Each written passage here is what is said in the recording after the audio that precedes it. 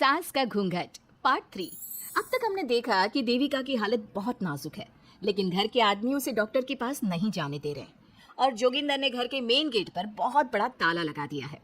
लेकिन देविका की सास विमला पहली बार घूंघट उठाकर समाज के बनाए नियम का उल्लंघन करती है और देविका की जान बचाने की कोशिश में जुट जाती है। मैं भी देखती हूँ मेरी बहू को डॉक्टर के पास जाने से कौन रोकता है। देखो सचिन के बापू, दरवाजे की चाबी दे दो मुझे। तुम्हारा दिमाग ठिकाने पर है, पहले सर पर पल्लू रखो और अंदर जाओ। आज तक मैंने आपका हर गलत फैसला सर झुकाकर स्वीकार कर लिया, लेकिन आज मैं आपकी एक बात नहीं सुनूंगी। मुझे मेरी बहू की किसी भी कीमत पर जान बचानी है। मुझे चाबी दे दीजिए। पिताजी, माँ ठीक बोल रही है, चाबी दे दीजिए ना, नहीं तो देविका नहीं बचेगी। देविका मरती है तो मर जाए, लेकिन यह दरवाजा नहीं खुलेगा। तुम सारी औरतों को इस देविका नाम की बीमारी ने पागल कर दिया है और इस बीमारी का अच्छी तरह से इलाज करना आता है मुझे। वीना बेटी, सुजाता बहू, जाओ अंदर से देविका को लेकर आओ। विमला ये बोलकर अपने पति के हाथ से चाबी छीन लेती है। तभी महेंद्र विमला का हाथ पकड़कर चाबी विमला से छीन लेता है। भाभी, घर के मर्दों से टक्कर लेकर आप अच्छा नहीं कर रही हो। ये इस घर के संस्कार नहीं है। महेंद्र की बात सुनकर कम्मू अपने पति के हाथ से चाबी छीनकर कहती है, इस घर के संस्कार क्या है हम अच्छी तरह से जान गए हैं। आज इस घर का दरवाजा खुलकर रहेगा और देविका डॉक्टर के पास जाकर रहेगी। भाभी, ये लो दरवाजा खोलो। विमला ताला खोल देती है। तभी वीना और सुजाता देविका को लेकर आ जाती हैं। घर की सारी औरतें देविका को लेकर घर से जा रही होती है कि तभी सुजाता का पति मोहन उससे कहता है, सुजाता, तुम देविका को लेकर इस घर से निकल तो रही हो, लेकिन याद रखना, अगर तुमने एक कदम भी बाहर निकाला तो वापस इस घर में मत आना। मैं देविका के साथ अस्पताल भी जाऊंगी और वापस इस घर में भी आऊंगी। देखती हूँ कौन रोकता है मुझे। देखता हूँ कैसे इस घर के अंदर कदम रखती हो और कौन तुम्हारी मदद करता है। कानून मेरी मदद करेगा और कारट के दरवाजे हर नागरिक के लिए खुले हैं। मोहन को अपनी पत्नी से इस तरह बात करता देख कल्याण वीना से कहता है, वीना, तुमने देविका का साथ देकर अच्छा नहीं किया। अगर तुम अभी भी इसके साथ गई तो अपना और मेरा रिश्ता खत्म समझना। मुझे कोई फर्क नहीं पड़ता। तुमने आज तक किया ही क्या है मेरे लिए? तुम खुद घर जमाई बनकर मेरे घर में रह रहे हो। कभी 100 रुपए की साड़ी दिलाई है मुझे? मेरे आने से पहले मेरा घर छोड़कर निकल जाना, समझे? ये बोलकर वीना और घर की सभी औरतें देविका को अपने साथ अस्पताल ले जाती है। वहां जाने के बाद डॉक्टर जल्दी से देविका का चेकअप करता है। चेकअप करने के बाद वो गुस्से से कहता है, ये क्या किया है तुमने? क्या हुआ डॉक्टर साहब? आपकी बहू की इतनी ज्यादा हालत खराब है और उन्हें चोट भी लगी है, फिर भी आपने उन्हें हॉस्पिटल लाने में इतना लेट कर दिया। आपको 3 दिन पहले ही इन्हें हॉस्पिटल में एडमिट करवाना चाहिए था। हमसे गलती हो गई डॉक्टर साहब, लेकिन आप जल्दी कुछ करिए, हमारी बहू और उसके बच्चे को बचा लीजिए। देखिए, अभी कुछ भी कह पाना मुश्किल है। हम माँ और बच्चे में से किसी एक को ही बचा सकते हैं। आप सोच लो किसे बचाना है। डॉक्टर साहब, आप देविका को बचाइए, उससे कुछ नहीं होना चाहिए। देखिए, हमें देविका का ऑपरेशन करना पड़ेगा। आप इनके पति को बुलाइए, हमें कुछ पेपर पर साइन करवाने हैं।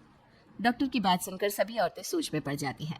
तभी वीना कहती है, डॉक्टर साहब, इनके पति नहीं आ सकते, ये इनकी सास है विमला देवी, आप इनसे साइन करवा लीजिए। लेकिन पेशेंट की हालत इतनी नाजुक है, इनके पति है कहाँ?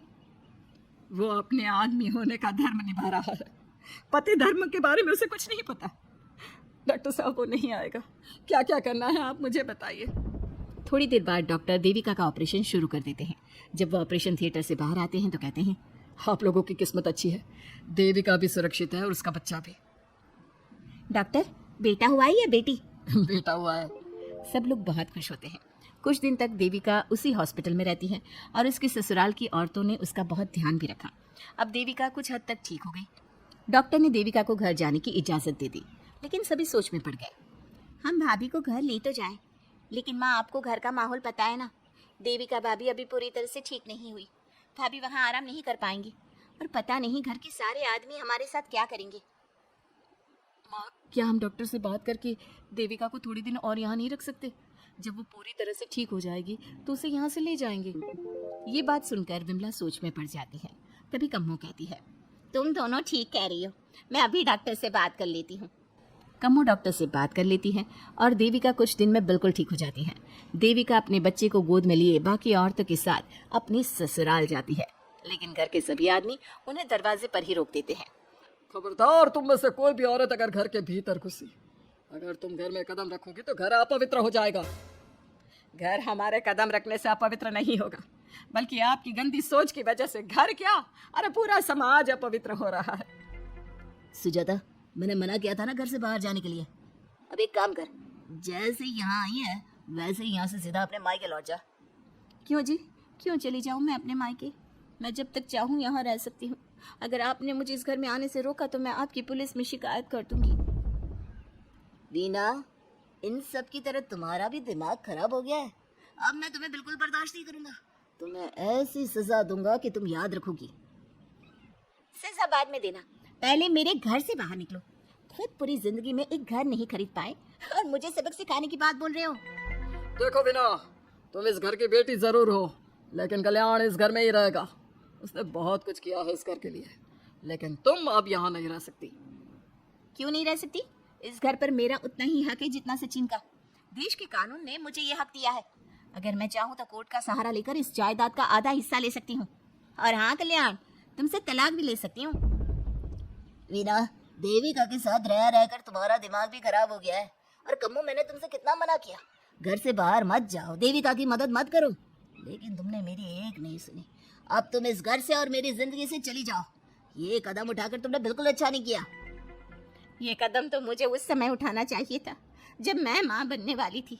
आपके झूठे अहंकार और गलत नियमों की वजह से मैंने अपने 2 बच्चे खो दिए। अगर उस समय मैं दाई अम्मा से इलाज ना कराती और हॉस्पिटल चली जाती तो सचिन के बराबर मेरे भी 2 बेटे होते। सभी पति इस बात पर अड़े हुए थे कि वो अपनी अपनी पत्नियों को घर के अंदर नहीं आने देंगे। देविका बहुत देर तक सबकी बातें सुनती रही। फिर उसने अपने पति से कहा, सचिन, तुम्हारे घर के आदमियों की बात तो मैंने सुन ली। अब तुम बताओ, तुम्हारा क्या फैसला है? देविका, मुझे माफ कर दो, मैं तुम्हारे लिए कुछ नहीं कर सकता। मैं मजबूर हूँ। मुझे पता था सचिन, तुम्हारा यही जवाब होगा। मुझे अपने आप पर हैरानी है कि मैंने बिना रीढ़ की हड्डी वाले आदमी से प्यार ही क्यों किया, शादी क्यों की। अब मैं आप सबसे बस आखिरी बार पूछ रही हूँ, तुम हमें अंदर आने दे रहे हो या नहीं, या मैं पुलिस को फोन करूँ?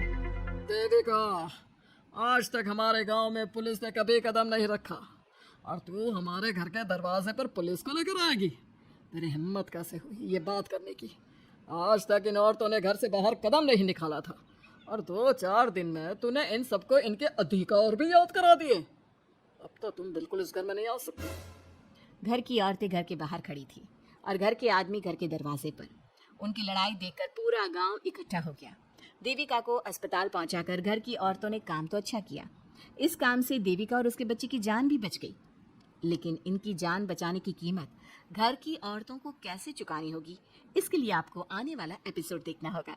और हमारे प्यारे दर्शकों, हमें कमेंट करके ज़रूर बताइए कि देविका के साथ बाकी औरतों को क्या करना चाहिए। क्या उन्हें घर के अंदर जाने के लिए संघर्ष करना चाहिए, या फिर वो घर छोड़कर चले जाना चाहिए?